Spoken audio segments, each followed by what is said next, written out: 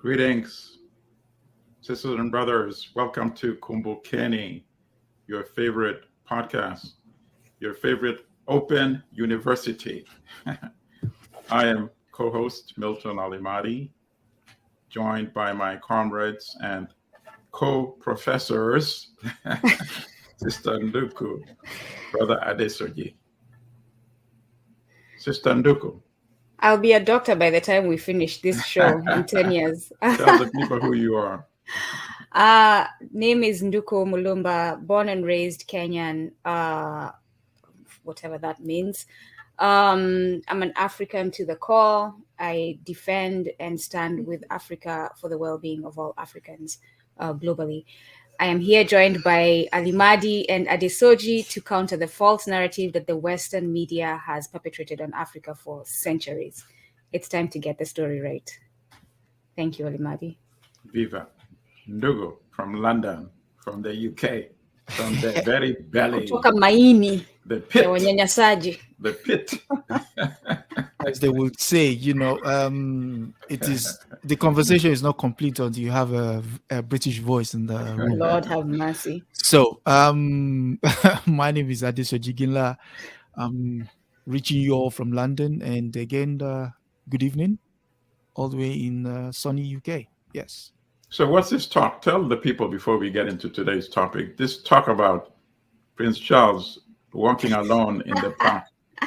I want to know because the other day, a couple of months ago, when people were throwing eggs at him, how can he be walking alone?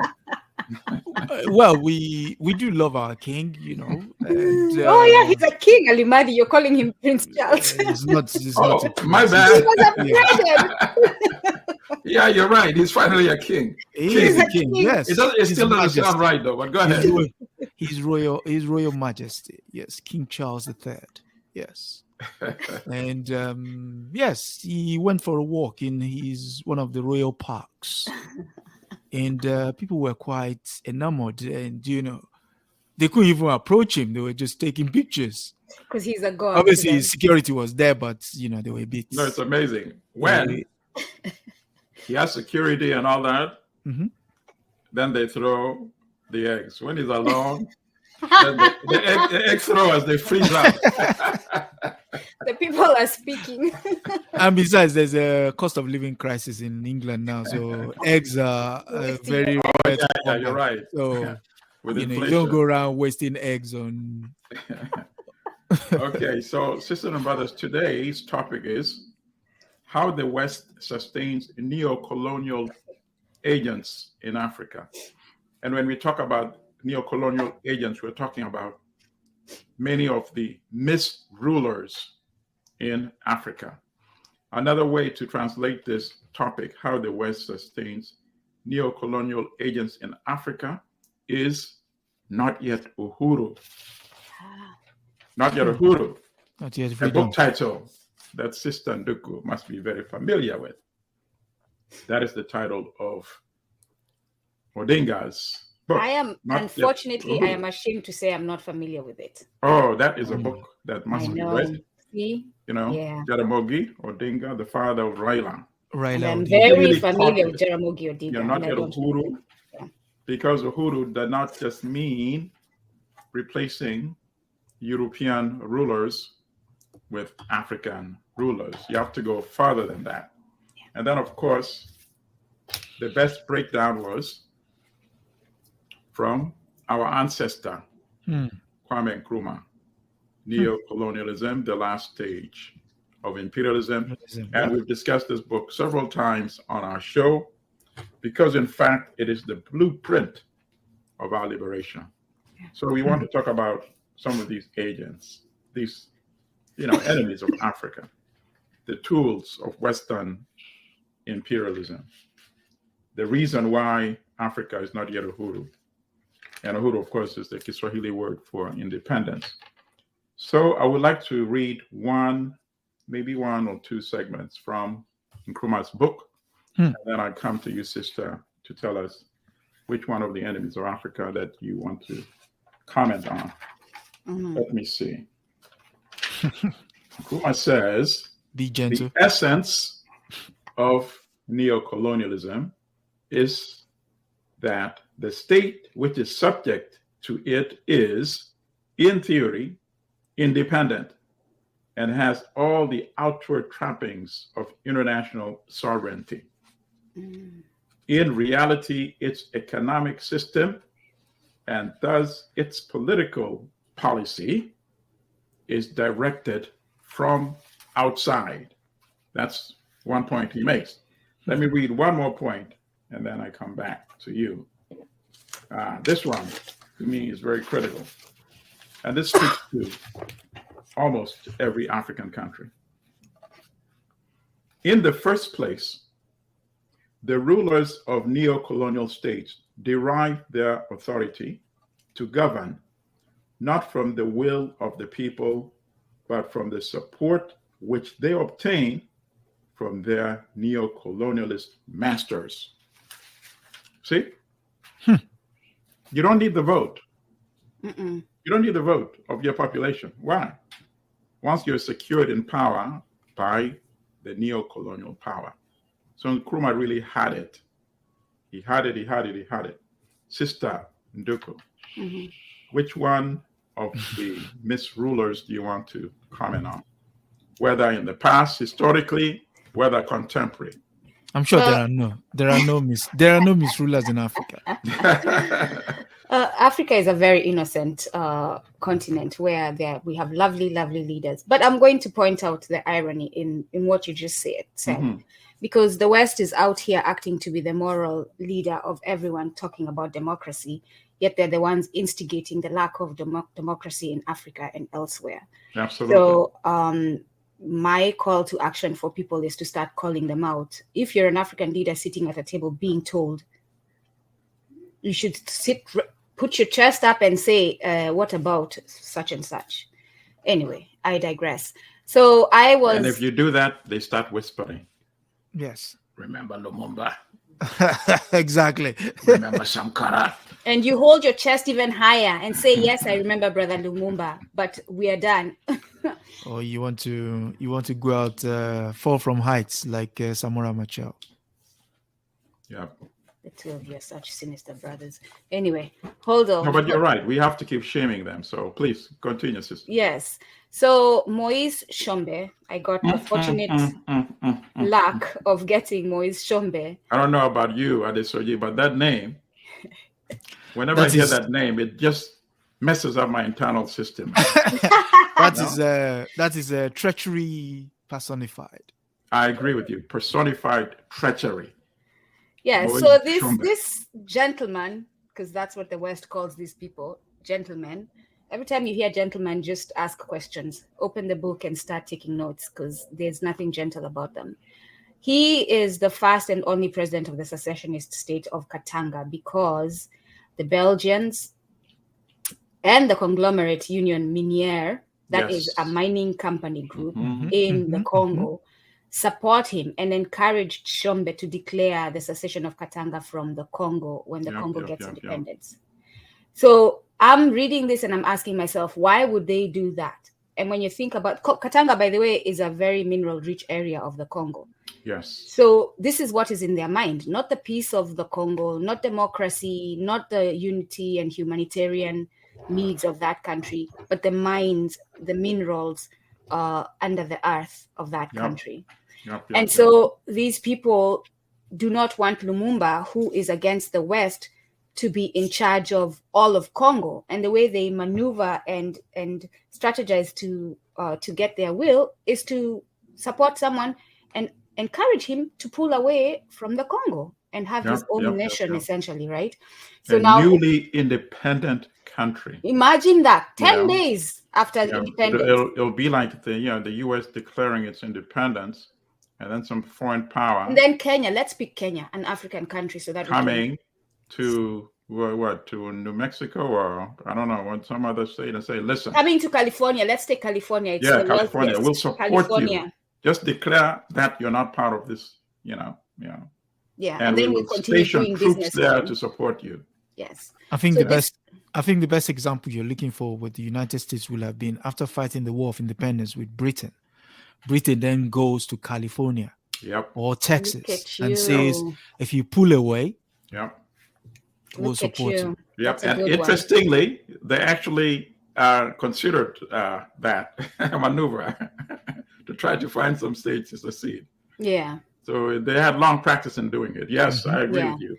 So was a true enemy. This special human being in the Congo, to continue pacifying him and having him do their will, they pay him large sums of money, the mining company and the Belgians, which he sends straight to his Swiss bank. So he has a Swiss bank that is collecting African money for years. And then they also provide him with European advisors and a presidential guard modeled after the French Garde Nationale. And the advisors ensure that Katanga gets a national flag, an airplane, diplomatic cover. This is where an airplane. They buy them an airplane, its own postage stamps and currency, and they get their own patriotic anthem. Well, I think you picked really what fits perfectly in the first quote that I read from Nkrumah. The essence of neo-colonialism is that the state which is subject to it is, in theory, independent and has all the outward trappings of international sovereignty. With these fake flags, the fake guards, and all the fake symbolism. Yeah. While the real power are the Western manipulators. Yeah. I was actually going to go to him, Milton, because I was discussing my discoveries with our brother Adesoji, and he was adding to his wealth of knowledge of this area. And I was like, Adesoji, why don't you speak more on this flag, airplane, stamps, patriotic anthem? Okay, so in order to understand that neck of the woods, you have to also look at what was happening elsewhere. Kennedy, at the time that he was the United States president, was not willing to work with the Belgians to undermine Lumumba. So his CIA, led by Alex Dulles, would come in and say, well, he is, quote unquote, Russian inspired. It is all documented in White Malice by Susan Williams. He's bringing the Cold War to Africa.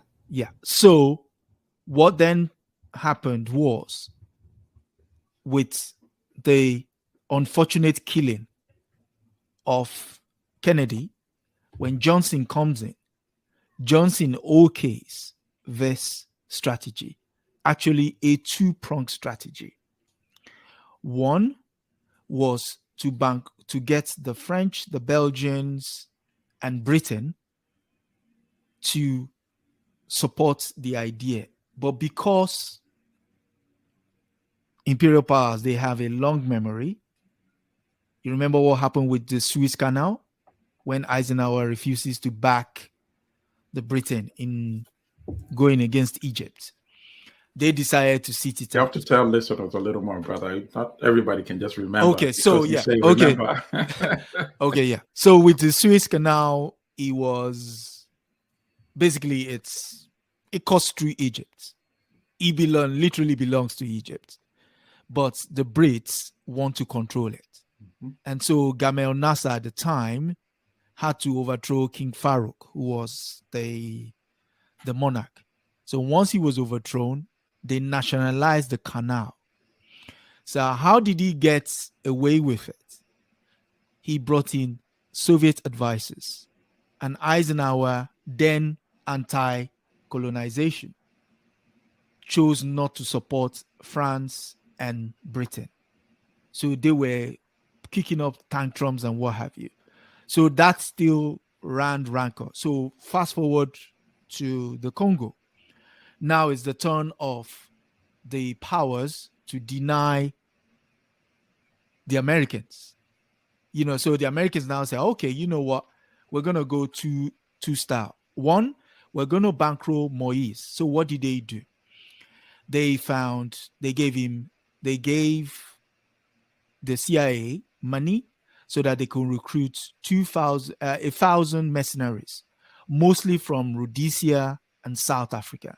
So imagine you have not just mercenaries. I think it makes an important distinction: white mercenaries. White mercenaries. Come and Yeah, intervene. which is the point I'm going to. They even got some from South Africa. Which is the point I am going to. In the Not only sense South Africa, Britain. The leader was from his neck of the woods. No, I mean, listen to how ridiculous it is. Yes. You have a majority black country that its standing army is white.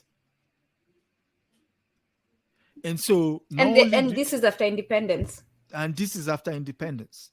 So not only do they do that, they also bankrolled the guys who were fighting Moise. So hedging their bets on two sides. So if Moise is able to get away with that shenanigans, the Americans win. Brother, don't call him Moise. It humanizes him. Call him Shombe. Okay. If Shombe is able to get away with it, it means the Americans win. If the Lumumba rebels also are able to counter him, the Americans also win. So again, it goes back to the issue of neocolonialism that we're speaking to. But there's an irony there too, Brother Adesoji, right? Yeah. The fact that they're supporting Shombe with his bringing Western entities, but criticizing Lumumba for bringing Western entities to support him.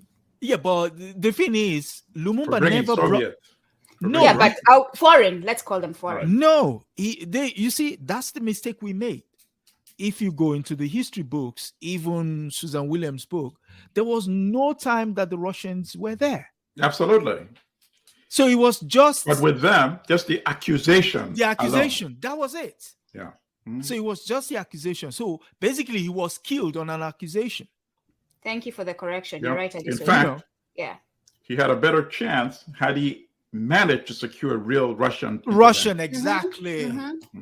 Exactly. So, and while he was doing that, he was also linking up with Brother Kwame. And Brother Kwame was saying, with the intelligence I'm getting, you want to be mindful of those around you in your cabinet, not knowing that Brutus was actually close by. Yeah. Even worse than Brutus anyway, in Shombe. So when push came to shove, he was like a lamb to slaughter. Yeah, but in fairness to him, Kwame Nkrumah had a lot more experience by that time in government. I don't think Patrice Lumumba had a chance unless he was cornered. African countries had been able to say, we are going to counter this intervention by sending our own soldiers to protect you and your government. Because Kwame Nkrumah had from 1951 to 1957, even before independence, he was already running the government as chief minister, sort of a prime minister position. So in all fairness to Lumumba, he had a head start.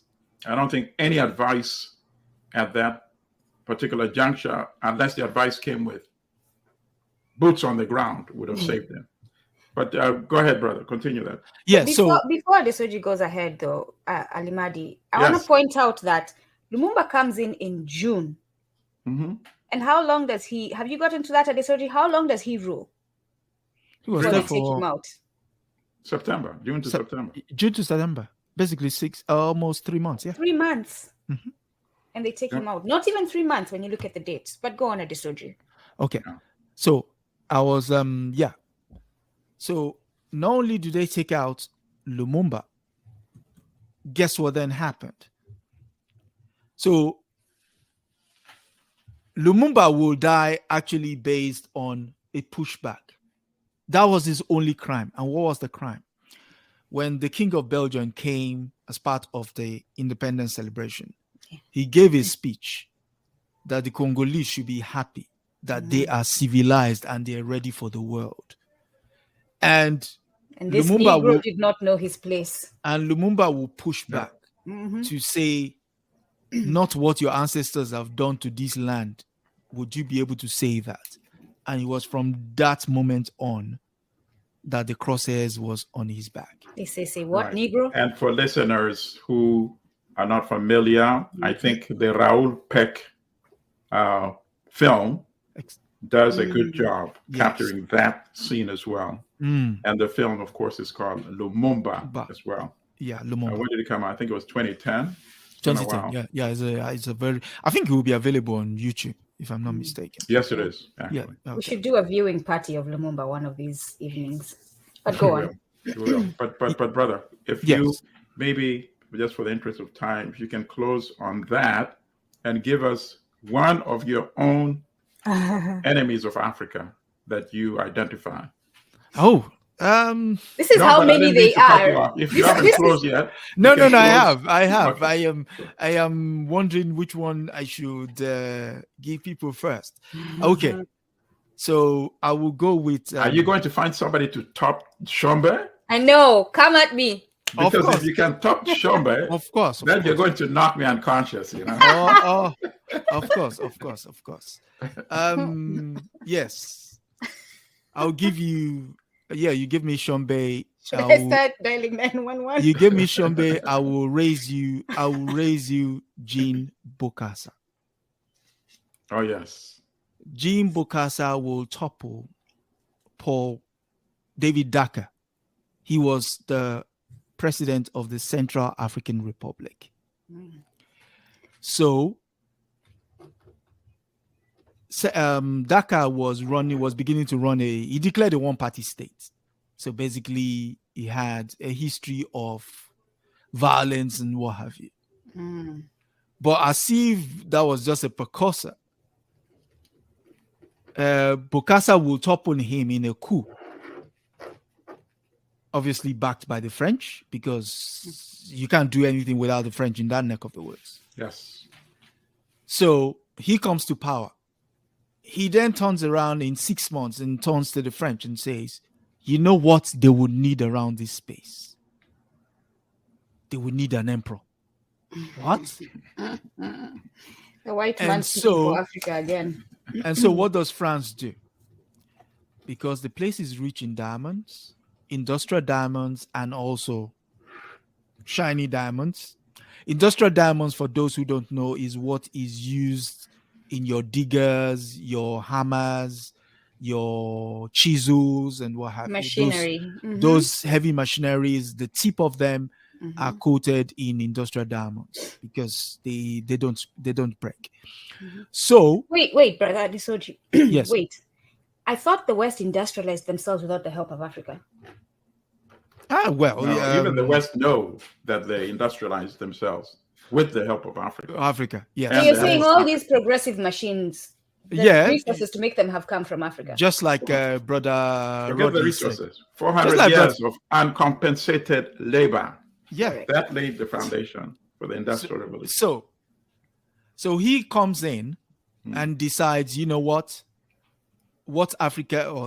Central Africa Republic needs, that small country on the tip of the equator, needs is a emperor. And France then does what? France says, okay, yes, let's put on one. So France makes him a throne, design a headgear or a crown, as they would say. Suffice to say, he was there for another like a year or 18 months. And then in the course of that 18 months, people were picked up in the street, people were disappeared, people were shot, and he opened the Gulag. Humanitarian. He opened the Gulag. He built a coterie of witch doctors around him to the point where it was declared that no Central African Republic person can literally shoot him, that he will die. Yeah. So when he was toppled and found guilty and he was sentenced to death, they literally had to fly in a death squad from France. Wait a minute. Hold on, Adesoji. Yeah. Like sometimes we say these things and just pass by them.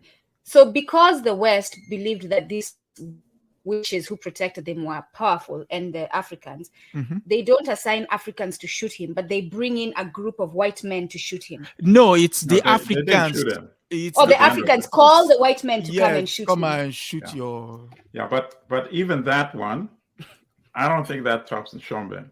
I just think this guy was a buffoon, a carefully selected buffoon by the French, who and this buffoonery really is something that they've practiced very well as well.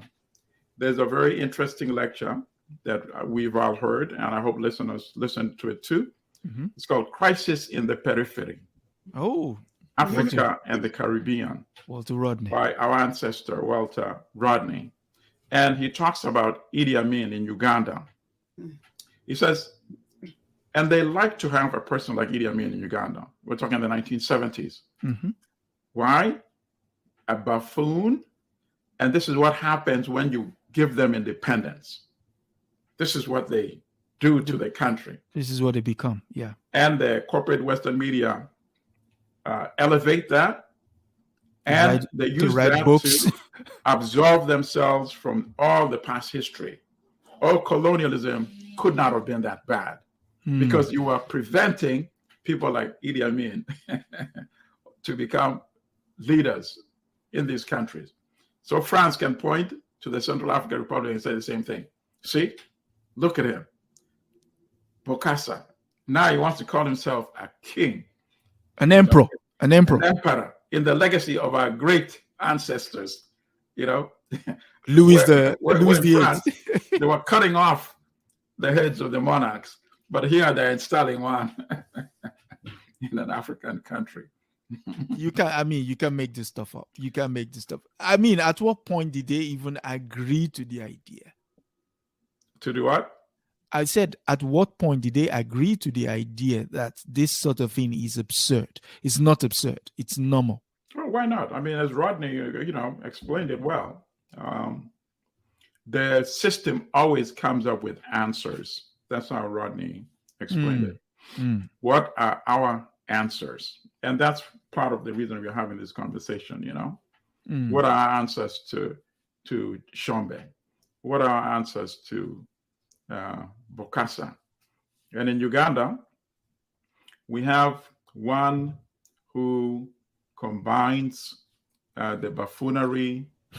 I think yours tops all of them. Of Amin, the buffoonery of Bokassa. Yours tops all of them. The treachery of Shombe. Oh. And yet also happens to be the most brutal of all of them, General Yoweri Museveni. I should have brought him in with the drums. Go on. He's been there for 37 years, and he knows how to brown nose, really, the West. And then he knows how to deceive many Africans as well. So when he's deceiving Africans, he introduces the anti-LGBTQ legislation. And when he's doing that, he says, see, I'm standing up about these West. Our culture. These Europeans from the West and the United States, Britain, they want to come here and infest our country with homosexuality. I'm a champion of Pan-Africanism. So look at me stand up, And the it's same, all the same propaganda, right? Yeah. Propaganda is targeting a segment of the communities that he knows you can easily incite people against, by using homophobia, demonizing them. But yet he says that he gets political capital, even if some of them are killed. But generally, in most African countries, people just mind their business, live and let live, unless a whole rule of a country starts inciting hatred toward them. And then when he's brown nosing, oh my God, he says things like, I have never blamed the whites for slavery. If you're stupid, you should be taken as slave. I've never blamed the whites for colonialism. And who did he say this to? Atlantic Monthly magazine, a major magazine, right? And then remember after Donald Trump said Haiti and Africa were a collection of shithole countries. people should Google this because some people may not believe it if I say this. He said, I love Donald Trump. Yeah. And it's in the headlines, So brown nosing. And then, of course, the worst thing that is done actually is to allow these multinational companies to use Rwanda and Uganda as a launching pad to invade Eastern Congo. Yeah. And the multiple wars since 1997 has cost more than 6 million lives in Eastern Congo. And the Western corporate media collude with them by reporting this as so-called tribal war. Wars, yeah. Now, what is happening during the process of the so-called tribal wars? Western companies are actually mining tens of millions of dollars from Eastern Congo during the so-called war. And it's interesting how these individuals are connected, because we just came from talking about them in Congo, and now this one has his dirty fingers connected in there.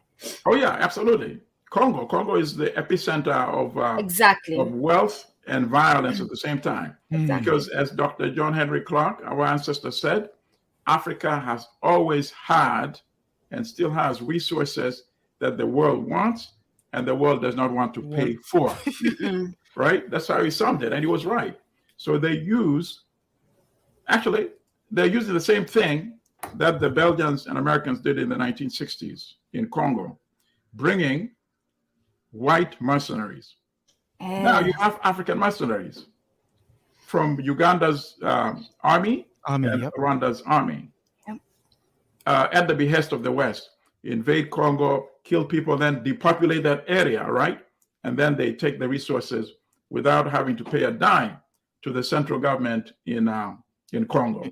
So you find that Uganda and Rwanda both, quote unquote, export hundreds of millions of dollars every year of resources that they don't have in their own country. You see? And that is the crime. So we need to lump them all together as the criminals. The puppet regimes in Uganda and Rwanda, the Western media that cover up for them diplomatically by referring it to quote unquote tribal wars, and then of course the Western governments, particularly the United States, Britain, that give them the diplomatic cover, and France always protecting them at the United Nations. Yeah. When they want to take action, they take action. Look at the situation in Ukraine. That's a war that the U.S. is vested in because, in fact, it's the U.S. fighting against Russia. So they take it to the highest levels at the UN. They mobilize global opinion and sanctions against Russia and against Putin. Even went to the extent of having him indicted by the ICC. Yeah. Yet you have two criminals. Actually four. Actually four. Sorry? 4 Western criminals. 4. No, I'm referring to these who are now there's army. To the local puppets. Okay. But they're protected. But they're protected. There's no mention of sanctions. There's no mention of International Criminal Court. No. And that is the duplicity. So that's why I think Museveni may actually top Shombe. I am telling you right now, we are going to have a ceremony to give him his crown. Okay. Well, I think we might actually have another one that would call, because this is a dynasty. Is a strong contender as well. Adesoji did not get that position of having the worst one. Now he's coming back. No, this is a contender. No, I'm actually bringing a dynasty. I'm bringing the dynasty of Gabon. Yes. Where you have Omar Bongo. Omar Bongo would rule. The father, that is, ruled the country for 41 years. Yes. Passed away in 2009. His son takes over. And his son takes over what is known as the Bongo system. What is the Bongo system? They don't pay you in cash. They don't pay you in checks or traveler's checks. When you're coming to them, they will ask you to bring a bag. Oh. So they pay you in cash. And literally, you get into the presidential palace. If you're lucky to be walked in by the president might look upon you with favor and says and points out one of his exquisite cars and asks you which one would you like, and the car will be delivered to your space. This is Ali, right? Yeah, this was Ali. This is the father. Oh, you're still talking about the father. Oh my! I'm still talking about the father. I'm coming to the son now. Well, so the father will pass on in 2009 with and transfers 66 bank accounts, foreign bank accounts, 138 luxurious cars, and 22 presidential palaces. And the West is mum about all of this. To the son. Yeah. The son takes over in 2009, organizes a sham election just to confirm his status, gets 99.9% of the votes. It's funny how it's always 99.9%. Yeah, because I mean, his father has just passed on. So it will be seen as being the sympathy vote. Exactly, sympathy vote. Come on. You know, you have to know when to stage your elections. You can't just stage them with, it appears I need to go study this election business. Them in a grieving period. So while they're going after you've killed the person. No, well, his dad has just passed on, so you have to vote for the son. Come on, So the son gets in there, inherits all of the aforementioned trappings of power, and what does he do? He continues the same thing. Yeah, his son would go to France, party with the highbrows and what have you. And why is this allowed to happen? Speaking of puppets, is because Gabon is one of the smallest countries on the tip of the African continent. It's literally like how can I say it? It's the Adam's apple of the African continent. So if you look at the curve of the African continent, you will see it's stick out there. Yeah. So it's the Adam's apple. Yeah. But not only is it the Adam's apple, it's one of the smallest countries, and it's also one of the most endowed countries in terms of oil and gas. Yes. Oil and gas. That is the key. See, I'm trying to draw Africa for people so that they can see it, and Gabon is right here. Yeah. And so who controls this oil and gas? Two French companies, Total and Elf. Mm-hmm. And so for that access, they are willing to look away from everything else. There is, so only 2 years ago, the son that is, suffers a stroke. This guy can barely walk. Mm-hmm. There's actually a video of him, if you go on YouTube. Yes. And you say Omar Bongo at the LC Palace. You would see it is pitiful to look at. Right. This guy can barely walk. And yet he has no shame. So much so that Macron has to come and help him out of the car. But think about what those Western nations are saying of that African nation, that they're letting that happen. No, it's and not. And Africans are just going about their business. You see, that is this misnomer that they are letting it happen. France has about 5,000 gendarmes permanently stationed in Gabon, protecting the palace. Right. So they also have a reserve in Congo. So literally, people it's not that they don't want to fight for their rights. Right. But these guys will just kill them for misdemeanors. Yeah. No, Rodney discusses that in the same lecture. It says anytime the Congolese rose up to get rid of Mobutu, they would come full force and liquidate the people that are fighting to get. They do have a bunch of sprees of mercenaries going around shooting the locals with no care. But some things would have to be resolved by just removing them. That's what I was going to say. By military means too. And if France is not careful, that's what is building up in West Africa now. Exactly. If you're following a lot of the activities that young people are now doing in West Africa, mobilizing, holding, protest. And I think it's related to some of the activities that you see the military are now doing in some of the West African countries as well. True. In Mali, in Guinea, in Burkina Faso. Yeah. You know, normally, to me, I'm very critical of the military, unless it's a Thomas Sankara type, you know, very progressive, has a clear agenda, and implemented it. Yeah, you know, he's with the people.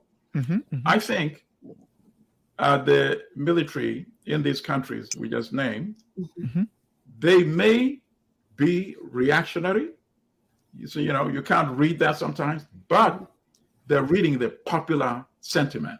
Yes. And popular sentiment right now is anti-neo-colonialism, right? So whether they like it or not, I think they're going to have to go in the direction that the people want, which is to get rid of neo-colonialism. So I think personally, France's days in Africa are numbered, I think, you know. But to add to what you're saying, Alimadi, because we not only talk about what happened and what the problem is, but we talk about the solutions as well. And the solution for Africa now is to ensure, first of all, stop signing agreements to have military bases in Africa.